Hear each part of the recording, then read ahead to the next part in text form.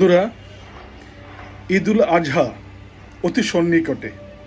আমার কিন্তু মনে ভয় ধরে গেছে। আবার মানুষের প্রাণহানি, আবার দুর্ঘটনা, আবার এ ধরনের খবরগুলো চলে আসবে। আমি রীতিমতো শঙ্কিত।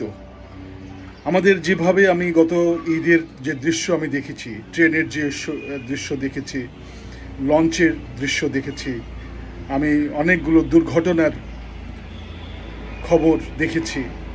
আমার এবারও একটা আতঙ্ক তৈরি হয়ে গেছে যে আবারও সেই ঘটনাগুলো আমাদের দেখতে হবে, আবারও সেই ধরনের দুর্ঘটনা আমাদেরকে মেনে নিতে হবে।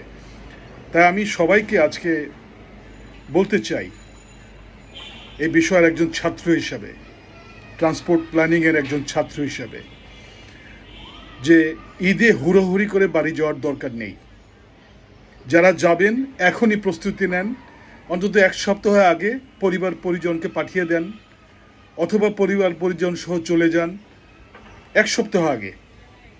তাতে এমন কোনো মহাভারত অশুদ্ধ হবে না। ছুটি নিয়ে চলে যান।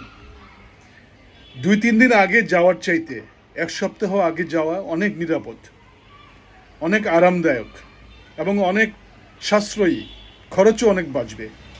তো সেই দিক থেকে চিন্তা করে আমি আজকে এই ভিডিওটি করছি, যাতে করে আমাদের এইবার এই ঈদে জানমালের ক্ষয়ক্ষতি আমরা অনেকটাই কমাতে পারি, অ্যাক্সিডেন্ট অনেকটাই কমাতে পারি, এবং এই যে দৃশ্য, ট্রেনের দৃশ্য, ট্রেনের ছাদে যেভাবে মহিলারা লাফিয়ে লাফিয়ে উঠছিল, এই দৃশ্যগুলো কিন্তু সারা পৃথিবী দেখছে। সারা পৃথিবীর মানুষ আমাদেরকে দেখে কি বলছে জানেন?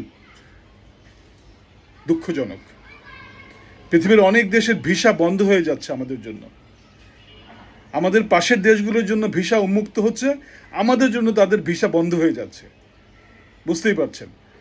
তো এই কথাগুলো বলার অর্থ হলো যে নিজেদের মান সম্মান আমাদেরকে রক্ষা করতে হবে, পাশাপাশি নিজেদের জীবন রক্ষা করতে হবে। এর উপরে কিছু নেই।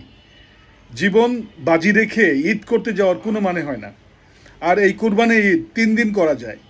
আপনি ঈদ ঢাকাতে করে আপনি ঈদের ঈদের দিন রওনা হন, ঢাকায় নামাজ পড়ে রওনা হন, অসুবিধা কি? বাড়িতে গিয়ে কুরবানি দিবেন, না হয় পরের দিন কুরবানি দিবেন, না হয় তার পরের দিন কুরবানি দিবেন। ঢাকাতে হয়, ঢাকার ওল্ড টাউনে কুরবানি দেওয়ার জায়গা নেই, সেখানে তারা 3-4 দিন ধরে কুরবানি দেয়।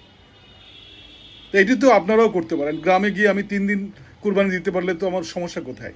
আমি ঈদের দিন রওনা হয়ে যাব এখান থেকে নামাজ পড়ে, তারপরে বাড়িতে গিয়ে আরাম করে আমি আমি কুরবানি দিব। তো এইভাবে যদি আমরা একটা ম্যানেজমেন্টে না যাই, আমাদের এই প্রায় 2 কোটি মানুষ ঢাকা থেকে চলে যাবে।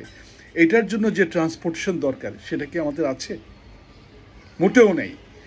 এই বিষয়গুলো চিন্তা